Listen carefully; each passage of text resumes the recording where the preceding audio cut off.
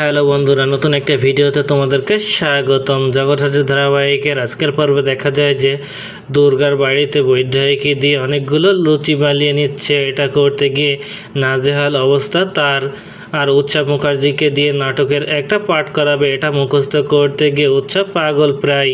এদিকে দুর্গাকে কেউ একজন ফোন করে বলে বৈদ্যই ও উৎসব দিব্যাকে একসাথে তুলে আনলে আসল সত্যটা বের হয়ে আসবে যে জগৎহাটির এমন অবস্থা কারা করেছিল।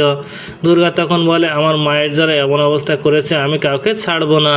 বৈদ্যই উৎসব ভয় পেয়ে যায় আর মনে মনে বলে আমাদের যে করে হোক বাঁচতে হবে, দুর্গার কাছে ধরা খেলে হবে না।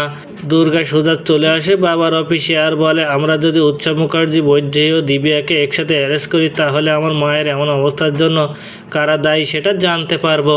স্বয়ম্ভু বলে আমার মনে হয় এটা করা ঠিক হবে, কেননা ওরা এমন কিছু করতে পারে।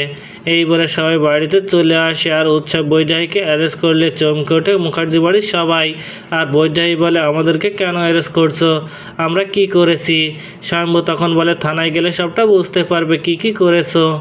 এদিকে দিব্যাকে স্বয়ম্ভু টিম গিয়ে অ্যারেস্ট করে নিয়েছে। বৈদ্যই উৎসব স্বয়ম্ভুকে বলে এর ফল ভালো হবে না, বিনা কারণে যে আমাদের অ্যারেস্ট করলি। তো বন্ধুরা, কি ঘটতে চলেছে গল্পে এবার জানতে হলে আমাদের সাথেই থাকুন। ধন্যবাদ।